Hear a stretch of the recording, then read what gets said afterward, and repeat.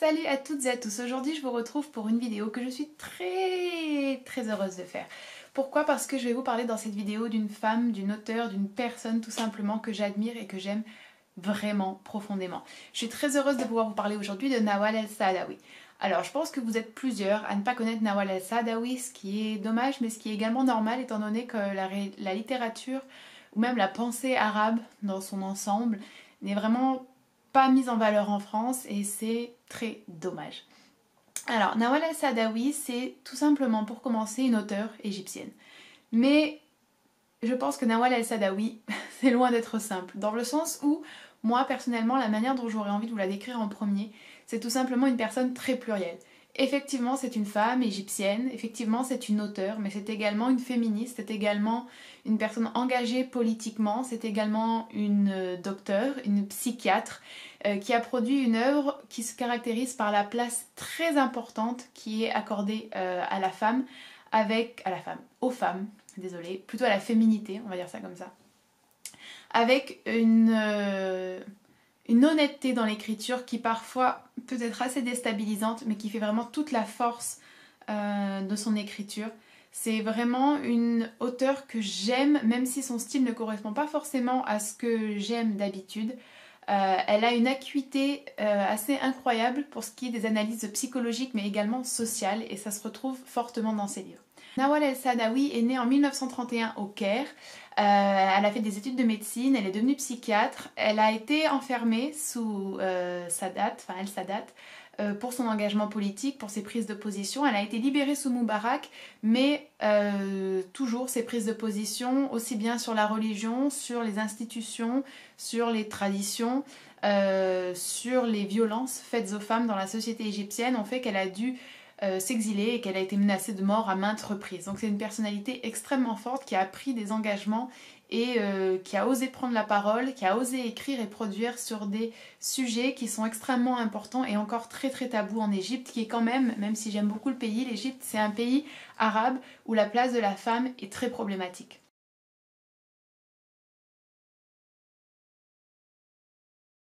Comme je vous l'ai dit, Nawal El-Saadawi, c'est à la fois une auteure et une femme en fait que j'aime beaucoup. C'est une auteure dont l'œuvre me touche profondément, mais c'est aussi une femme que j'admire et dont la vie inspire profondément son œuvre. Elle a été excisée lorsqu'elle avait 6 ans et c'est quelque chose l'excision, c'est quelque chose qu'on retrouve dans nombre de ses œuvres avec cette complexité en fait des sentiments, c'est-à-dire cette dénonciation très claire de l'excision, mais également la complexité des sentiments qui se rattachent en fait suite à l'excision au corps féminin, à l'appareil génital pour les femmes, ce mélange de honte, de peur et en même temps de révolte sourde et d'indignation qu'on peut retrouver par exemple dans le livre qui s'appelle Mémoire d'une femme docteur, il me semble.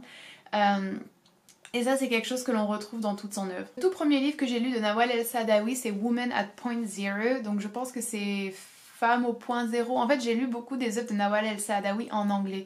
Tout simplement parce qu'elles sont beaucoup plus faciles à trouver, les œuvres traduites en anglais, mais également parce que lorsque c'est des ouvrages contemporains, j'en ai déjà parlé vite fait, mais lorsque c'est des ouvrages contemporains, en général, et qui sont pas français, désolée, mais vraiment j'ai du mal à m'habituer à tous ces changements capillaires. Mais oui, lorsque c'est des auteurs non francophones et que c'est des ouvrages contemporains, en général je préfère lire en anglais parce que pour moi la langue contemporaine en français j'ai un peu plus de mal. Mais bon bref. Le premier livre que j'ai lu c'est donc Woman at Point Zero, je vais essayer de trouver la traduction en français. Et en fait c'est un livre qui m'a vraiment marqué. Il m'a tellement marqué que je l'avais inclus dans mes préférés de 2017. Il me semble. C'est un livre très cru, très dur, très direct qui raconte en fait l'histoire d'une détenue qui, en raison des lois religieuses, des traditions, de l'intégrisme et de l'important patriarcat qui existe en Égypte, a été conduite après une vie très difficile à devenir prostituée. Je ne vous spoil pas la fin en vous expliquant réellement pourquoi elle est en prison, mais ça a un rapport avec la prostitution. Finalement, donc elle est en prison.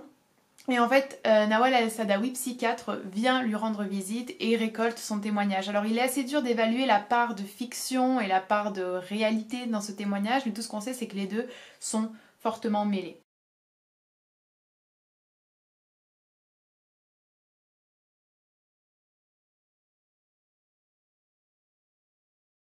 chez Nawal El-Saadawi, de toute manière, il y a toujours en fait cette volonté de lier, en tout cas c'est ce que je ressens, de lier et de nouer des choses ensemble, ce qui rend l'œuvre très très forte, l'œuvre très pluridimensionnelle et qui donc lui confère une pertinence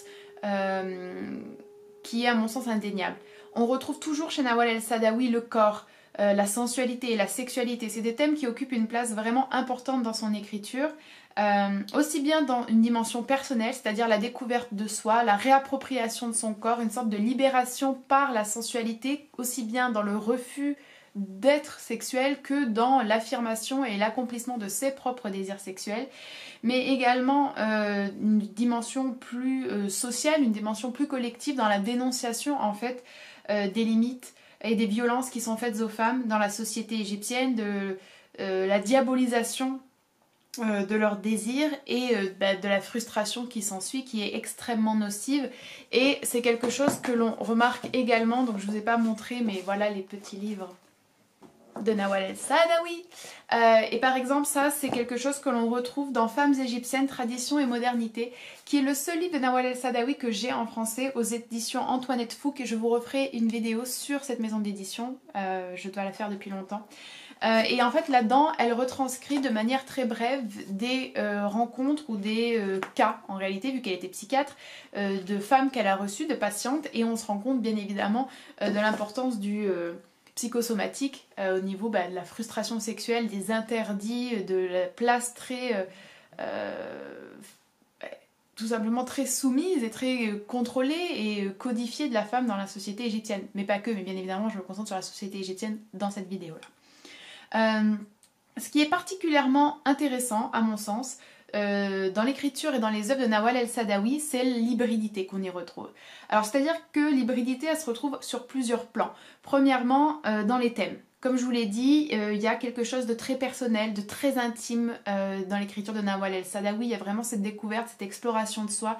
Il y a vraiment des thèmes universels tels que l'amour, la libération, la découverte de soi, le plaisir sexuel, réaliser ses rêves aussi, tout simplement, se réaliser en tant que personne. Il y a également le social, le traditionnel, le religieux, le conservatisme, le groupe, le collectif qui fait qu'il y a une pression énorme sur les familles, une pression énorme sur les parents et qui conduit parfois, par exemple, à l'excision, tout simplement. Il n'y a jamais une volonté chez Nawal El-Saadawi d'excuser. C'est vraiment toujours quelque chose que j'aime chez elle, c'est un ton totalement... En anglais on dirait un apologetic, mais je sais pas trop comment on dit en français, mais elle s'excuse pas en fait de ce qu'elle a à dire, elle sait pas par euphémisme ou par litote ou par atténuation X ou Y, pas du tout. Elle dit ce qu'elle a à dire comme elle le ressent, comme ça a été le cas. Et c'est ce côté factuel en fait qui aussi apporte une force à son écriture à mon sens. Il y a aussi une hybridité dans le style, c'est-à-dire que vous avez chez Nawal El-Saadawi une écriture qui parfois est très dure, très franche, très directe, où le style ne semble pas être très très important. Et vous avez aussi des moments très intimes, très doux, avec un certain lyrisme à mon sens, et où il y a presque une forme de poésie dans l'écriture. Au niveau du style, on peut aussi tout simplement voir cette hybridité dans le fait que ce qui est très intéressant chez Nawal El-Saadawi, c'est qu'on a de la fiction, on a une expertise médicale, on a une écriture presque journalistique, ou en tout cas presque très éloignée de la fiction. Et tout ça se mélange pour créer des œuvres qui sont assez uniques et originales.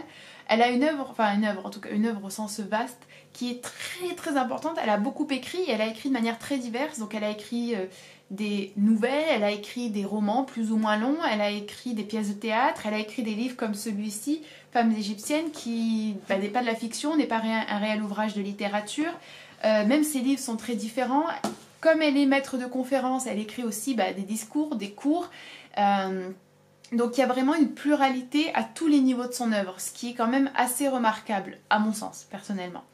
Alors, Nawal El-Saadawi, c'est aussi, et ça je vais finir sur ça, mais pour moi c'est vraiment pas... Enfin, je peux pas dire que c'est pas le plus important, mais...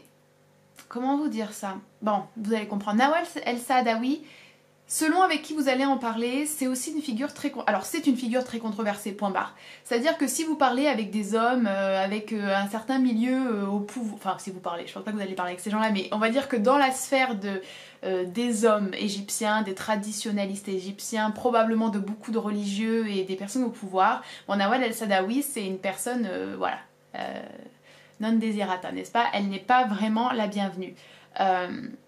Mais... elle peut aussi être considérée comme controversée ou polémique dans des groupes qui nous ressembleraient plus, c'est-à-dire des groupes parfois féministes ou des groupes féminins.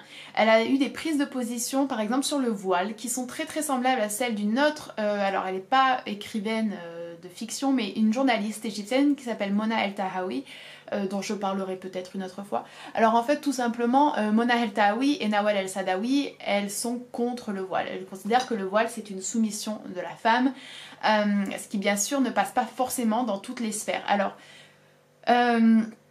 pour autant, moi je pense qu'il est très important de prendre en compte que ces deux femmes, bon je parle pas de Mona El-Tahawi dans cette vidéo, mais pour les deux femmes, ce sont des femmes égyptiennes qui sont nées là-bas, qui ont grandi là-bas, ce sont des femmes musulmanes.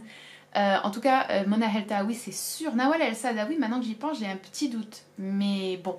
Et donc leur parole a du poids. Leur parole a beaucoup plus de poids que ma parole à moi, jeune femme blanche non musulmane. Et leur parole s'appuie sur des éléments qui sont logiques, des éléments qui sont difficilement niables. Et elle s'inscrit également dans un contexte donné. Je répète, mais porter le voile en Égypte, c'est pas la même chose que porter le voile ici.